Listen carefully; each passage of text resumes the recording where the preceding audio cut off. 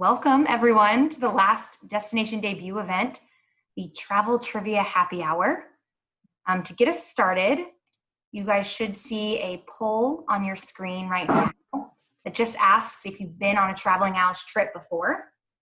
And I see we've got a couple more people joining now, so I'll give you all a little bit of time to answer. It's always good to know a little bit more about the people we're chatting with.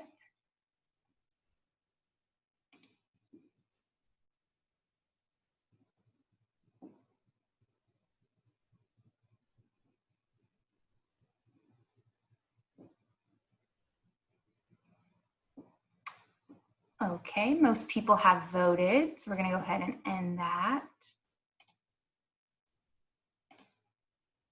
Okay, about a 60-30 or 70-30 split, maybe 60-40 looking like. Love that. Love that we've got some diversity here. Welcome to everyone. I'm going to stop sharing my screen so I can see you guys' faces. Hi.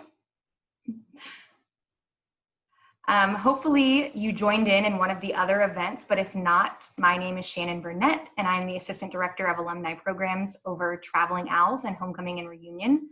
I've also asked Alexis Schwartz to help me out. She's waving lovely. She's the Assistant Director within our office focusing on student engagement. Before we get to the reason you're all here, fabulous trivia and connections, I do have a few housekeeping items for y'all. So if you feel comfortable, I think most of you guys are already, but we'd love for you to turn your video on so we can see your smiling faces, but that is not a requirement at all. When you are not speaking, please keep your audio muted so that we can cut out any extra background noise. If you want to answer a question, be it trivia or discussion related, you can either take yourself off of mute or you can write your answer in the chat and I'll be checking with Alexis to make sure that all of those are shared. Either way works for me. As the title of the event alludes to, I do have some prepared travel trivia for you all, but my hope is that this event can be a little bit more informal than the ones earlier in the week and we can kind of get to know one another. So I'm gonna do a little trivia and then a little discussion and then we'll go back and forth. And lastly, I will ask that when you are sharing with the group that you keep it to maybe 2 or 3 minutes so that we can have an opportunity to hear from everyone who wants to share. We're going to get started with one of those discussion questions though, being that it is a happy hour event, is anyone's beverage of choice from a place that they've traveled to, be domestic or international? Anyone? No? I will, oh, someone? Yeah? Water. Local, love it. Right.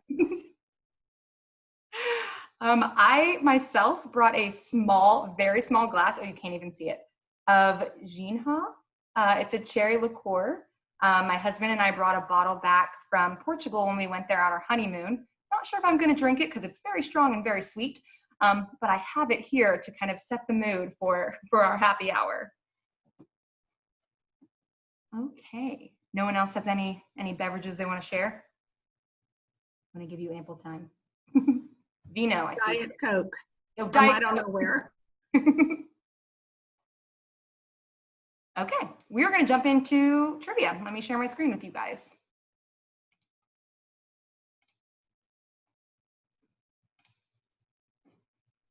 Like I mentioned before, you're welcome to unmute yourself and shout it out, or you can put it in the chat and Alexa will kind of relay that to the group. If you were a part of the information session, you should know this answer, as I told you guys to keep that in mind. But how many people were on the very first Traveling Owls trip in 1970? 70. Who said that? Linda, was that you? Wanda. Wanda. I can't see everyone. Wanda, yeah, you're correct.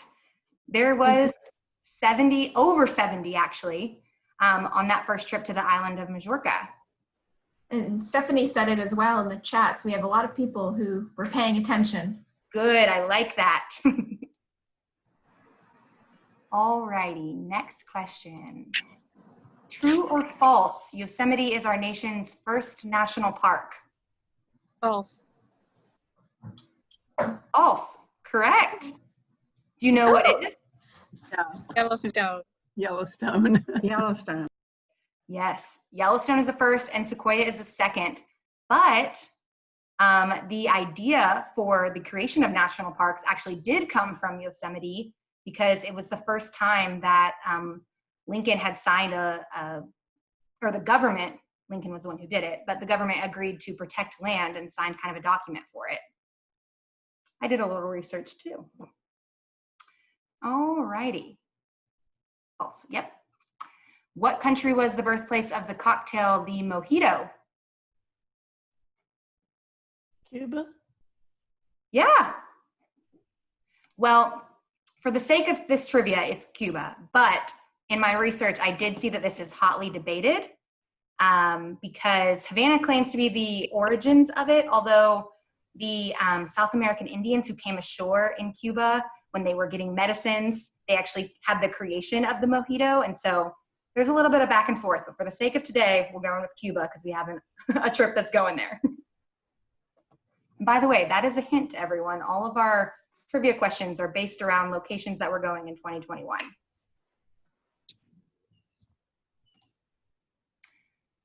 You guys should know this one too if you were there for the faculty fireside chat. What islands are formed by the juncture of 3 tectonic plates?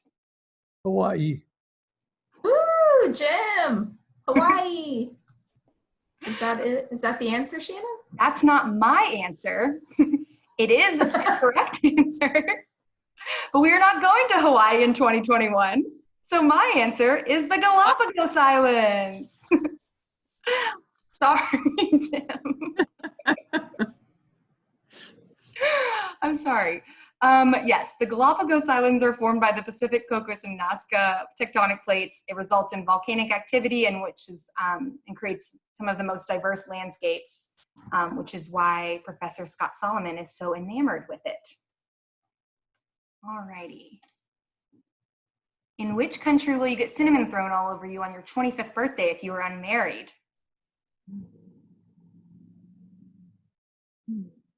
Anyone? Anyone in the chat? Finland. Finland's not my answer. Okay. India. It's Denmark. Oh, wow. Yeah, I actually saw this one in a recent article, and then I did a little bit more digging to make sure it was true before I added it here, as we are going to Denmark in 2021. But it apparently dates back to hundreds of years ago when there was traveling spice salesmen. And because they were always on the move, they never settled down or found a partner. And so they would be referred to as pepper dudes, and women would be pepper maidens. And it's actually not considered, at first I was like, how terrible, they're getting cinnamon thrown all over them. But it's not considered a punishment there. It's just a prank. The average age of getting married in Denmark is actually 32 to 34. So it's just something fun they do. All right, one more, and then we're going to do some discussion stuff. How many islands does Australia have within its maritime borders? And estimates are fine, or roundups.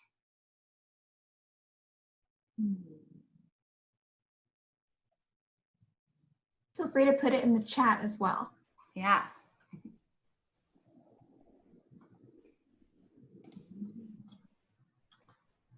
Any takers, any answers? All right, Cheryl is giving 120. Mindy says 2.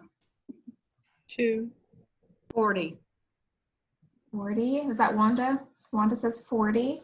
No, 2. That's Sydney. That said Oh. 40. Sorry. I can't see everyone's videos. I know, we're about to stop sharing my screen, so you'll be able to see everyone better. But actually 8,222. This one shocked me to my core. The largest of them is Tasmania, though. Okay, enough of the trivia fun for now. We'll get back to it. I have another discussion question that I would like to ask everyone. What is something that you never travel without? You can come off mute, or you can put it in the chat if you don't feel like talking to the group. My A prescription. book. I always have books to read. Sydney said books. Someone else said books, too. I said prescriptions. Okay, good. That too. Good. I agree. Definitely. I support that. Water. That's higher on the list, actually. Yeah. Water. I never travel without my bottle of water. Bringing a water bottle is good. A mini umbrella. Smart, you never know. Mindy and Stephanie have both said camera in the chat, so that's an important item. Yeah, absolutely. I'm not a great photographer, but I always try and snap pictures of everything so I can go back and look. Money is also good, Sydney. For me, it's a sweater. I'm perpetually cold. So no matter where I go, I always bring a sweater. Even if it's Houston and it's August, I got a sweater. Okay, anyone else want to share anything before I head us back on into the travel trivia realm? My meds. Quite a few. Yeah, I support it. Okay.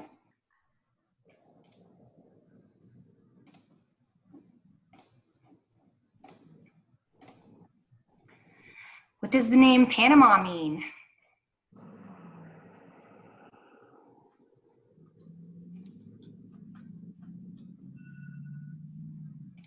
Anyone in the chat? I'm not hearing anything. No. No? No guesses? Okay, can we, Mindy's asking if they can look it up. No! Think of this like pub trivia, like no phones allowed. You're not able to look it up. It means plenty of fish. When the first people came to Panama, there was an abundance of fish, and therefore they justly named it that. How many steps do you have to climb to reach the top of the Eiffel Tower? Again, estimates are completely fine.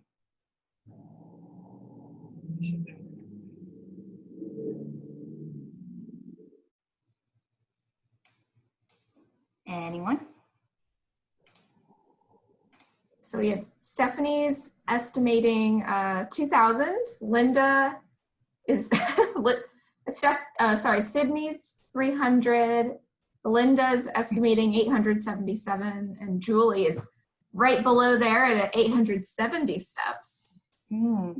Okay. I feel Wanda, like, are you raising your hand? Sorry, Shannon. oh, go ahead. I feel like if this was The Price is Right, Linda would win because she said the right number without going over, as it is 1,665 steps. So for anyone with an Apple Watch or Fitbit or counting that, you will definitely have completed your active circle there. All right.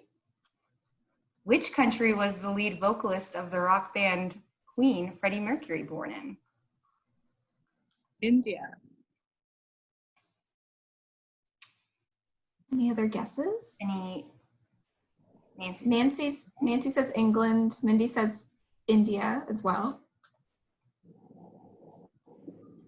So it was the country of Tanzania. He was born in what is now Stone Town, Tanzania, in 1946, and then 18 years later in 1964, when Zanzibar and Tanzania merged into an independent country, he moved to England. So I'll give the partial credit. What is the unofficial animal mascot of France as a nation? You can say it out loud, Linda. Oh, the frog. Frog. It's actually not the frog. If anyone has any other guesses? Rooster. What? Rooster. Yes! The rooster. It's the rooster. It dates back to the Middle Ages when there was a play on words of Gallus in Latin, but it rose to popularity, especially within the sporting realm of France. This one is an unintentional trick question. In which country did boxing start?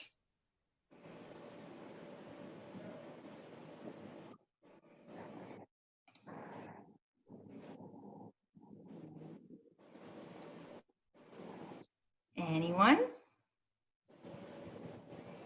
feel free to put it in the chat or come off mute.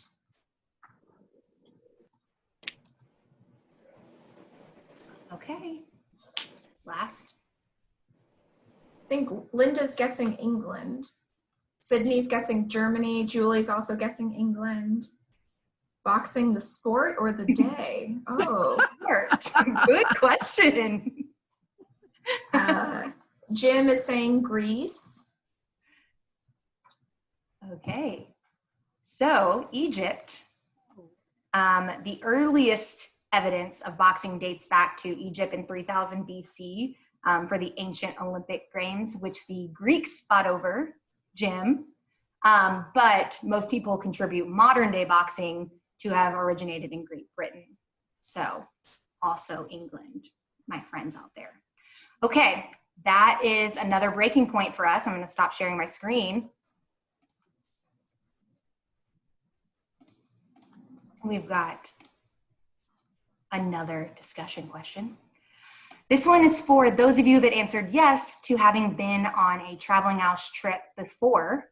And so I would love for you guys to answer the question that we also asked our faculty members on Tuesday, but what has been your most memorable traveling Owls trip?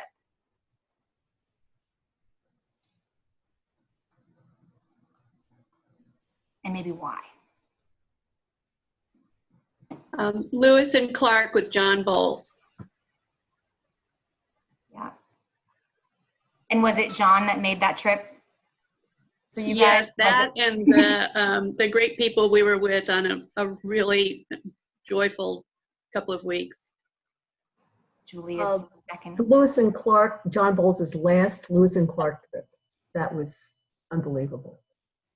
That must be Nancy. Yes, it's Nancy. Dick and I went on the National Parks tour in, I think it was in the fall or the spring, and it was just amazing. It was so beautiful. It was an Orbage trip to Zion and all those great, beautiful parks up there. The Turkey trip with Lisa Balabanalar. It was actually my husband and my first traveling Owls trip, and I think it was her. Well, we had the best time on that trip. It was great, and a bunch of us have stayed friends since that trip. It was great.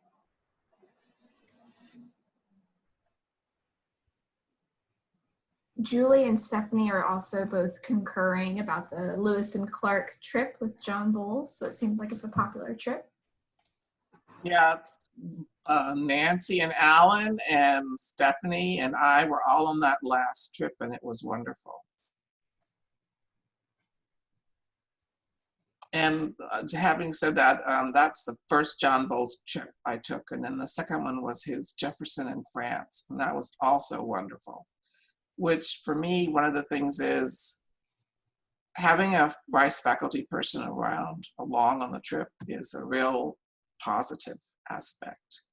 I also took a Rice trip that didn't have a faculty, that was to Florence, and it was a very good trip too, but I just think about how much better it would have been if there'd been a Rice faculty member along.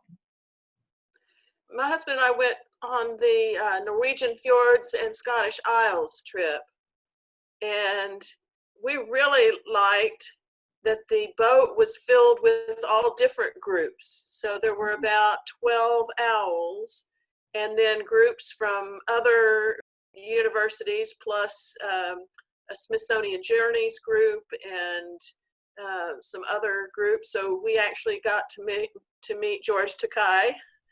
And so the buses were assigned, so we were with a different group on each day's tours, and it was very interesting talking to educated people, and had such a wide variety of experiences. That's amazing. Yeah, some of our trips are Rice only, and some do include other groups like that. So I'm glad you enjoyed your experience. I'm taking tons of notes down here. So if there's any other trips you guys want to talk about, I love this. I don't know if you guys heard from my info session, but I'm 6 months into Rice and the Traveling Owls program, and so this is the best way that I learn about it. So I'd love to hear more of your travel stories. Did you guys ever feel like there wasn't enough time for any part of your trips?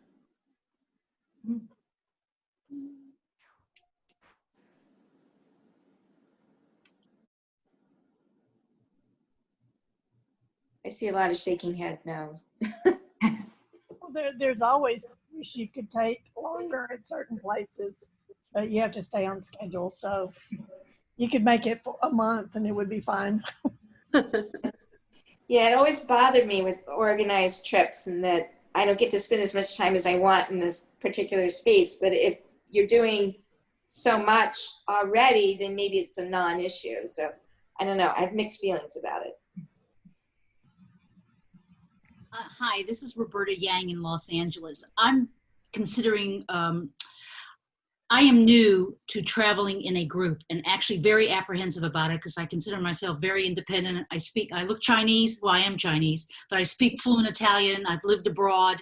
But as I get older, I would like to use the setup of an organized tour to go to places that I really can't go to by myself as easily. It would just be like too much work and so forth. And I wondered how many, so number one, how many of the Rice trips involve parents with children, that is adult children?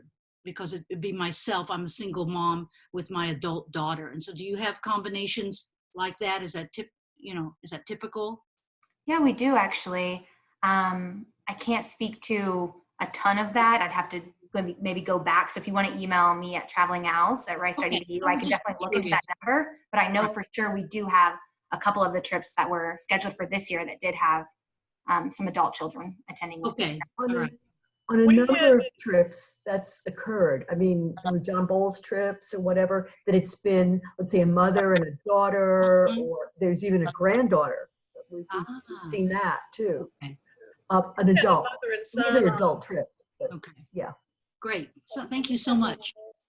And let me just add, I've been on a couple of trips where they had a parent and a child. And I think the group in general liked having the younger people along because most of us are older. So it gave a different voice in the group. Right. Well, if I might add, that I traveled first with the Rice Owls on the John Bowles trip. And I was a single lady traveling alone, and I did not know anyone when I started, and everyone made me feel so, well, I knew John, of course, but other than that, I knew no one, and everyone was so welcoming and so inclusive. It was really delightful. And Roberta, back to your first comment, I was like you. I just really disliked even the thought of group trips. I lived abroad extensively myself. I traveled by myself all over the world. So what did I need for a group trip? But I can tell you that in retirement, I've been taking these Rice Owl trips and I really enjoy them for some of the reasons you've heard here. One is you're with other Rice people and you get to know them over the course of the week or 10 days or whatever. And then when you're back home in Houston, you can stay in contact with them. Mm-hmm. And also a lot of the annoying details that you have to deal with, like transportation, is all laid on for you. And the restaurants are all taken care of and selected, and they're all nice restaurants. Okay. So you're not just having to read a guidebook to figure out where to go to dinner. Anyway. What if you're on a special diet? Like, for instance, I don't eat meat. They allow for that? I think there was always accommodation. There's different people had different dietary issues, and there always seemed to be accommodation for that. Usually on these tours, we stay at the larger hotels, the nicer hotels. That's the thing about these tour groups, the companies. They book the nicer 4 or 5-star hotels, and the restaurants in the hotels. We eat a lot in the restaurants, in the hotels, but they work with us. When we were on the Tanzania trip, one lady was gluten-free, and restaurants were It was actually India. But the restaurants really worked to get gluten-free dishes. And it turned out she wasn't allergic to gluten. She was just trying to eat gluten-free because it was healthier for her. So it wouldn't have killed her to eat gluten, but restaurants worked with her.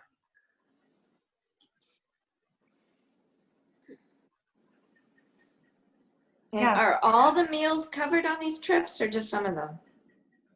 Some of them. Okay. Most of them, and there are few dinners or lunches that aren't covered. And quite honestly, the amount of food that you get, you're kind of thankful that you maybe get to skip a few meals, or something. It's nice just to kind of go off on your own. My husband and I, we traveled several times with another couple, and we would just go to another restaurant that we thought we wanted to try. And it's pretty flexible with some of the trips. The only difference is, like when we were in Tanzania, we pretty much ate with the group because we didn't want to go off on our own in Tanzania or Rwanda. And I'll jump in and say something else. I've been talking about how much I enjoyed going with Dr. Bowles on his trips, and I did. But I also took a rice trip to Florence, where there was no faculty person there, and there were a lot of other universities in that same trip. And that trip was also wonderful. I think it was 10 days in Florence, and that was really enough time to visit most of the major things in Florence, plus take like a 3-day trips out to the countryside around there. And what was really nice about it was every place we went, they brought in a local guide. So you weren't on your own. Even though there wasn't a Rice faculty member there, there was a local guide, and that was very nice. It's also hard in Italy to have a bad meal. I mean, you have to work at that, you know, to go. That. And the gelato is great. I used to do gelato stops. Well, And the hot chocolate there is really good too. Nancy is right, but Italy has problems, and pickpockets are one of them. And in our group, we were warned about pickpockets, but it doesn't matter. I was pickpocketed, although strangely enough, I got my things back. So. Whoa. That's interesting. There's a lot of countries like that. Spain is like that. Vietnam is like that. I found that I just didn't travel with a purse. Whatever pockets I had, I zipped up, and it worked out fine.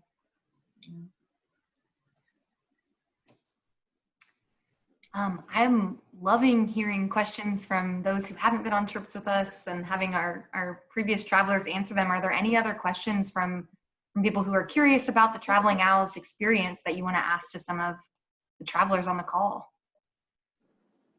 Well, this is Sydney. So I've traveled a lot, but not with Rice. And I've fairly recently retired. And so I was looking to connect with the Rice group and go on some trips, but I'm having a hard time trying to figure out which trip. I've got like 5 trips that I want to take. And so I'll get my husband's input. We'll probably have completely different trips. So I'm wondering, does anybody have recommendations on what's a really good first trip, other than those already mentioned, and whether or not you would suggest a land trip only or a cruise land combo, if that makes a difference?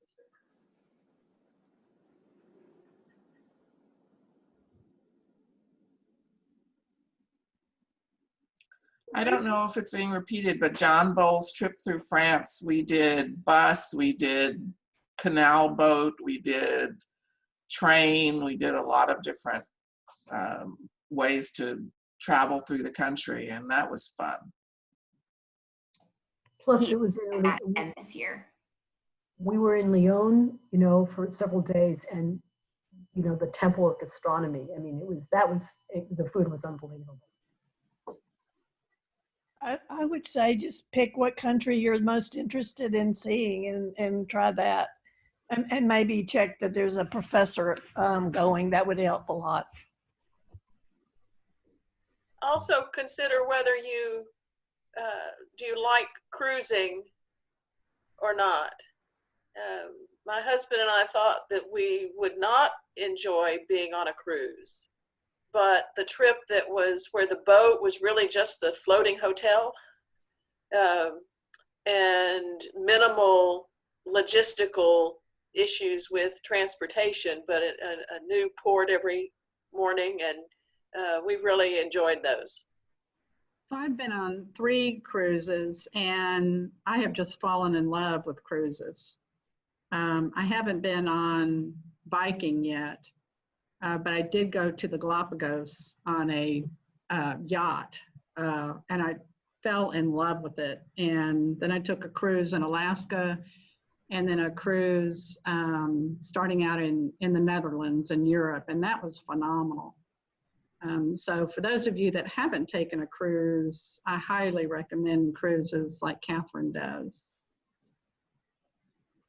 Yeah, the issue I have is that the one cruise that my husband and I did, he came back and he was sick for like a month. And every time he sat at his desk, he would get dizzy.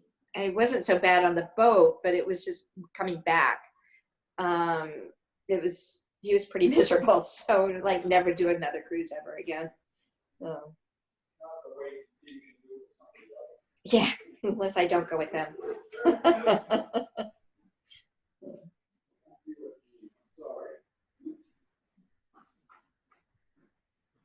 I mean, with the whole, I mean, no, haven't heard anybody bring it up, but with the whole COVID thing and social distancing and all that kind of stuff, I don't know what, I mean, does anybody have any insight about what's going to happen as far as like being on a bus or being on a train? Like, how are you going to social distance eating and things like that? Has any, because I'm not so sure that this whole virus thing is going to go away all that quickly.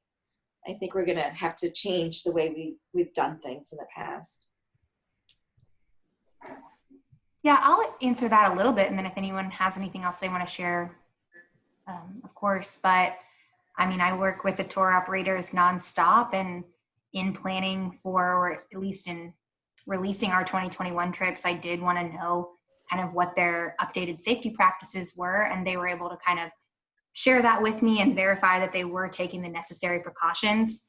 But we are working with 11, and they're all, you know, I think we have a total of 34 trips for 2021 that are scheduled. And so every trip has different measures it needs to take. And so if you are interested in a specific one, I hate to push you off to somewhere else, but I would say I highly encourage you to attend the tour operator webinars and that specific tour operator next week, as they can tell you exactly their safety protocols that they're taking for the different measures, be it bus, train, cruise, hotel, whatever. And this is Roberta again. I'm curious as to the range of group sizes of tours. Are there some destinations where the tour groups are smaller, which is what I would be interested in since I'm just venturing out into organized travel? So I don't want, you know, I don't want a huge group. So are we able to figure out which tours have less people in the group? Size-wise? Again, it varies on the destination. Well, first it varies on the tour operator and then the destination. So like I said, all 34 of them are a tad different. If you are interested in one specifically, you're welcome to email me and I will look into that and make sure I get you kind of that number. Or if you're interested in kind of the range, I can do a little bit more digging and make sure I can pull that for you. Most of them stick to around 12 people in the RICE group that they will take. I know that our 2 trips with ISDI, which include the trip with Lisa and John Bowles this upcoming year, those are RICE only trips, so they won't be partnered with other RICE alumni. They are custom trips with those professors. But because they're so sought after, we do increase the number of people that are allotted on some of those. And so some of them get to that 25, 30, 35, 40 range, but it is just RICE alum. Okay. so that again, it changes. You know, in looking go ahead, I'm sorry. Shannon, I've only been on the 2 John Bowles things, but I believe that it's limited to the bus. He wants 1 bus. Is that correct, Nancy? And Alan, do you know? So it was around 25 people? 24, 25, yeah. Yeah. We've been on a couple of Odysseys trips, and they generally limit to about 24 people, I think is the max. Although the Turkey trip, I think, ended up with 28 people, but it was definitely manageable. And then the Tanzania and India trips, they were, I think, both under 20. So those particular trips tend to be just Rice people and smaller groups. We took one Lindblad Nat Geo trip that I think the Rice group was only about 20, maybe 18, 22, something like that. But because of the cruise part of it, we were on a Nat Geo Lindblad boat that we shared with Duke alumni, and then maybe some other, I think Duke had a lot more. They really outnumbered us. They were quite a bit. I mean, it was fine. They're fine. But if you want a smaller group, I think the land trips are better just because you don't have to go on a boat. The cruises, you end up with other people. I think the John Bowles trip, I wasn't on the John Bowles Jefferson and France trip, but a friend of ours was. And I think Nancy and Alan were. They shared a boat with I think another alumni group as well, so you end up with more people, and I think everyone gets along. That's not a problem. But if you really prefer the smaller group, I think the land trips are better. In fact, my husband and I are looking at the Egypt trip coming up next November with Odysseys, and we're concerned that part of the trip, the Nile cruise, is on a boat with 122 people. No, actually, that's an Orbridge trip, and their boat only hosts 14 people. Sorry, Odysseys has a bigger boat. Thank you. So helpful. Shannon, I would like to know how early in advance of when trips are scheduled will we know if a Rice professor is available to go along? So I am formulating that kind of as we go. I did put out a call to all of our professors that had canceled trips this year, as I kind of wanted to give them first dibs on our 2021 trips as they missed their opportunity this year. And we got back that half of them were ready to travel in 2021 and half of them were not. And so I'm working with them and the tour operators right now to pair those. So we currently only have 3 trips with professors right now, but we should have 5 more coming down. I was talking with Lisa after the faculty fireside chat, and I'm pretty sure she's just like hungry for travel. And so I'm trying to see if I can get her on another trip in 2021 as well. And then from there, I'm going to open it up to kind of the larger professors and faculty and see what they're comfortable with and try and pair those. I mean, it is a goal of mine. I'm not sure. I don't think I'm going to hit it in 2021, but I would love for 30 to 50% of our trips to have faculty on them.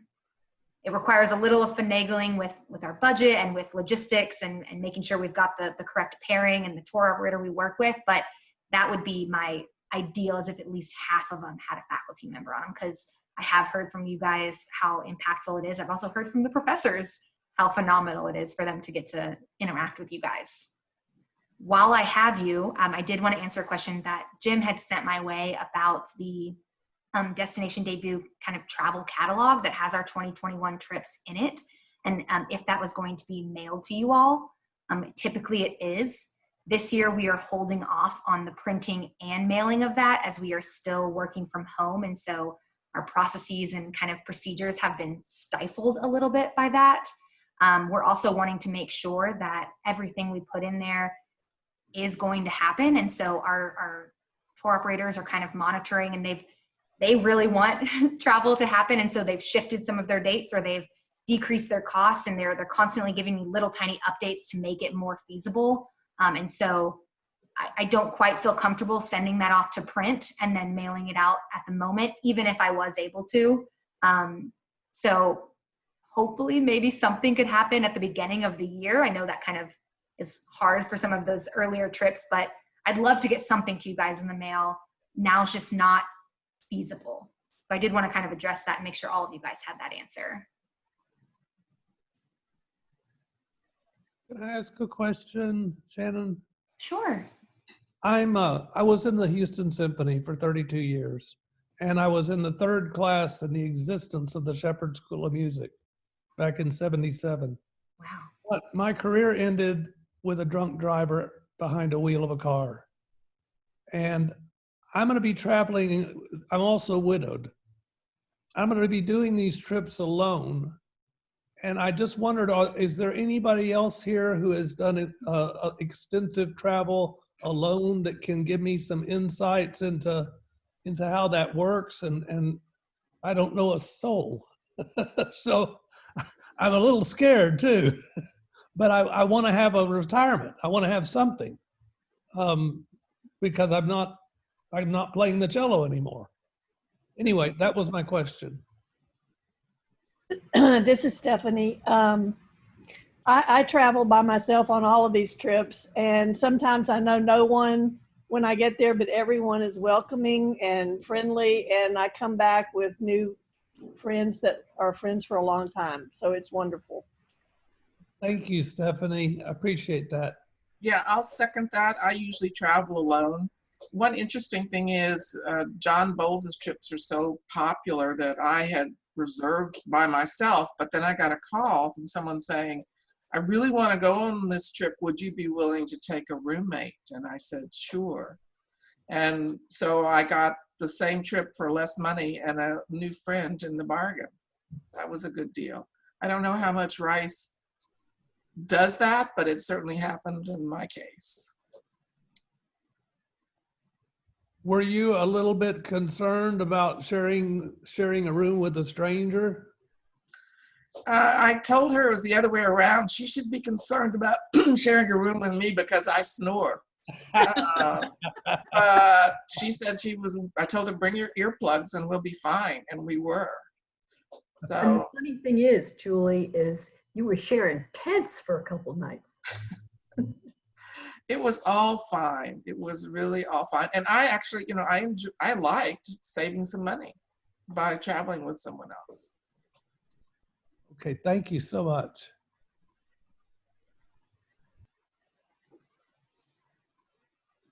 Does anyone have any other questions before I ask you guys a question? I have a question. Most of you guys seem to be from Houston, and you talk about how you make friends in Houston, and I don't live in Houston anymore and haven't for a very, very, very long time. And I mean, am I going to be able to make friends and keep them too if I'm not in Houston? Of course, I've met people that live in different cities and stay in touch with them. Okay. All right. I still have family in Houston too, but I don't go back very often. Well, now there's Zoom. Yeah, now there's Zoom and COVID. As well as Facebook. I love your background. Huh? Where are you located? I'm in Massachusetts, outside of Boston. So just recently moved here in January from New Jersey.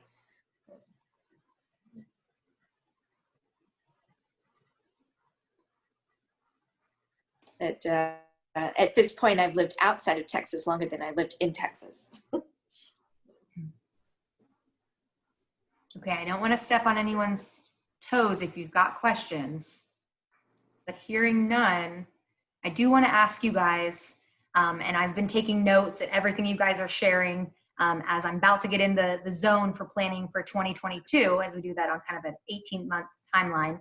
So my question to you all is, what is a location or a place that's always been on your bucket list that you want to visit? Or maybe what's a place that you visited that you'd love to go to again?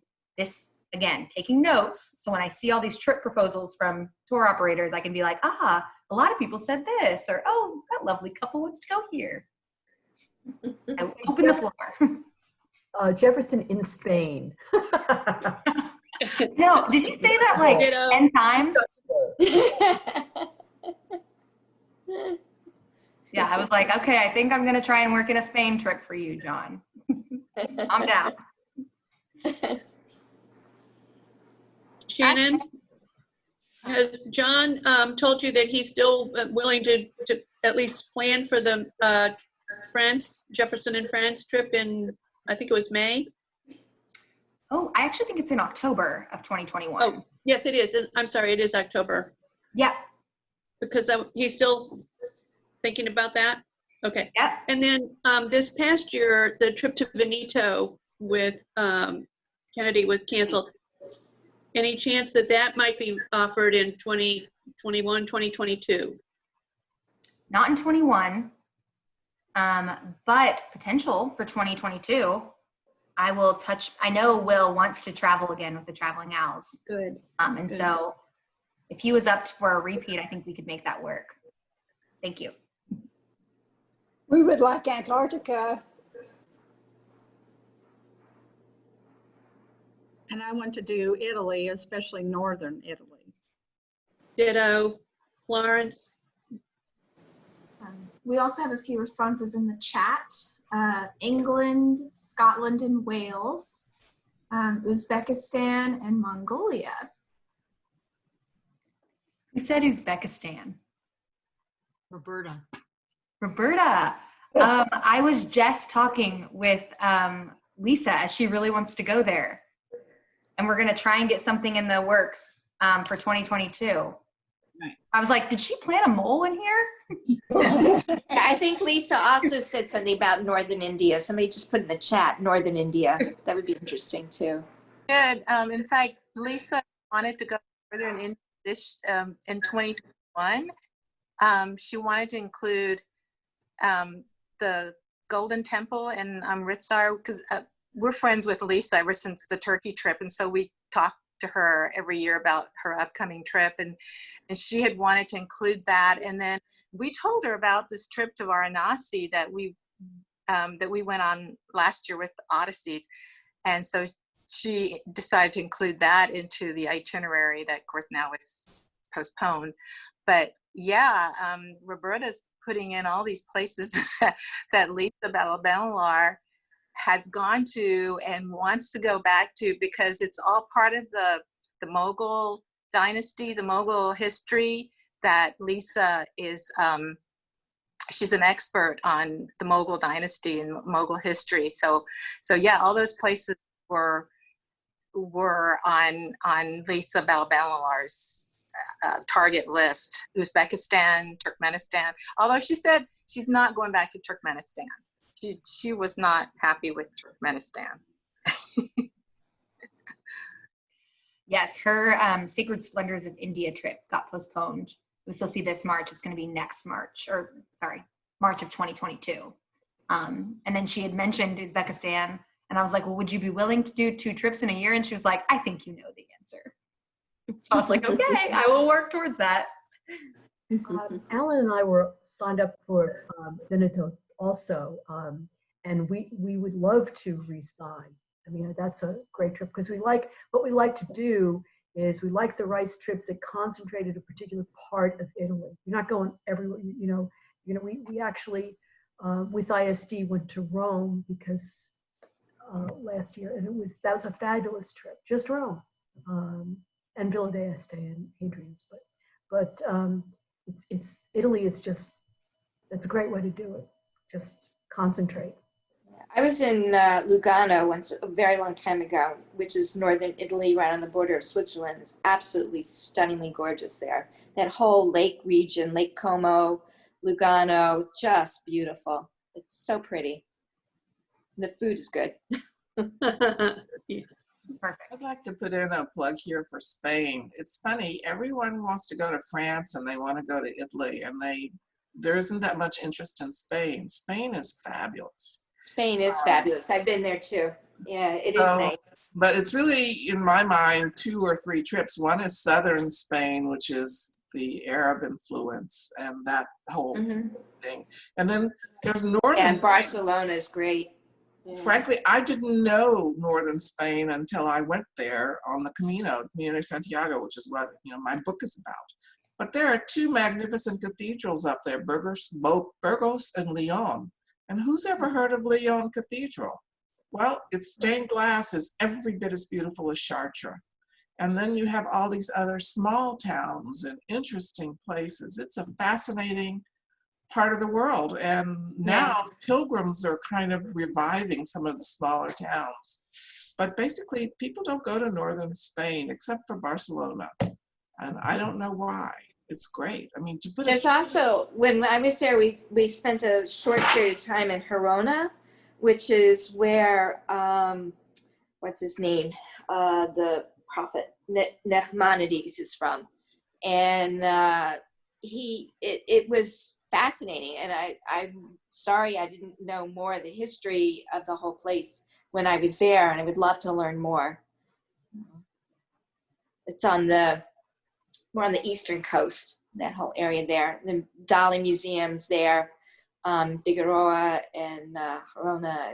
It's pretty over in that area too. And then the third trip in Spain that's never on the list that I see, and again, I've done these things, but so I can recommend them, was Madrid, Toledo, and around that central plateau. The Prado Museum is incredible. Everyone's on the Louvre, but if you haven't been to the Prado, my goodness, all of those people who were, I mean, Rubens, Titian, all of them, they were working for the kings of Spain.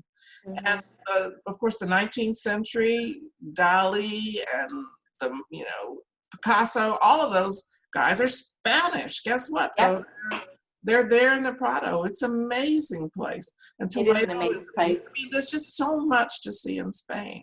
Yeah. Toledo I found very disturbing, though, with their history. That's where the Inquisition kind of started with King Ferdinand and all that. It was very, I still have nightmares about it. It was very disturbing. Not so sure I'd let it go back there. But Toledo is also where you have to feel sorry for the nationalists for the first time. They were besieged there at the Alcazar. I mean, they had no food, no nothing, and they held out. So. Yeah, it's amazing anybody survived that time. It's horrible. Julie, I just asked you in the chat, but could you share what the name of your book is? Absolutely. And for those who might not want to read, I will tell you that my audio book will be coming out, the audio version of my book will be coming out probably in September. What was the name of it? The name of my book is Savoring the Camino de Santiago.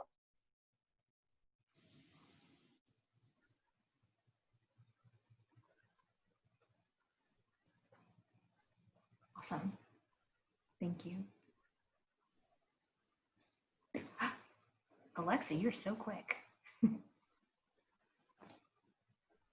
Shannon, I have a question for you on how you select the tour company to go to a particular place, because several of them offer kind of the same trip to a location, to a destination. And I was just wondering the rationale you used to select one over another.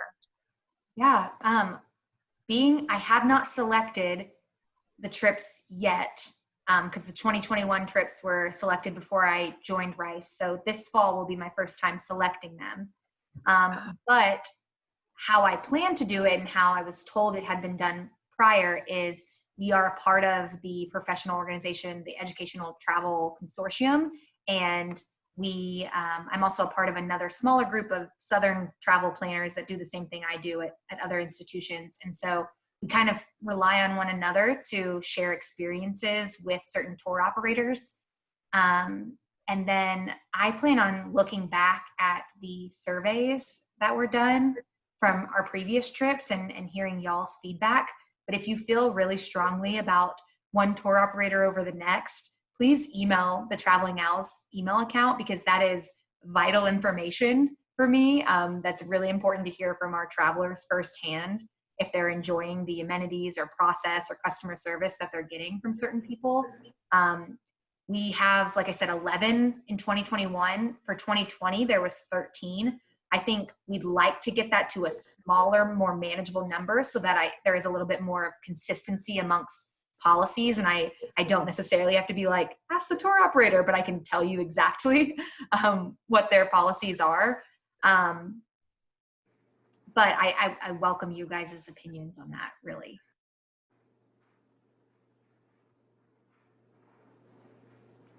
We have 3 minutes left of our time together. I feel like it flew by. Is there anything else that anyone wants to share before I kind of close us out? Shannon, this past spring, I took a Glasscock studies class on the Dutch art from Rembrandt through Vermeer.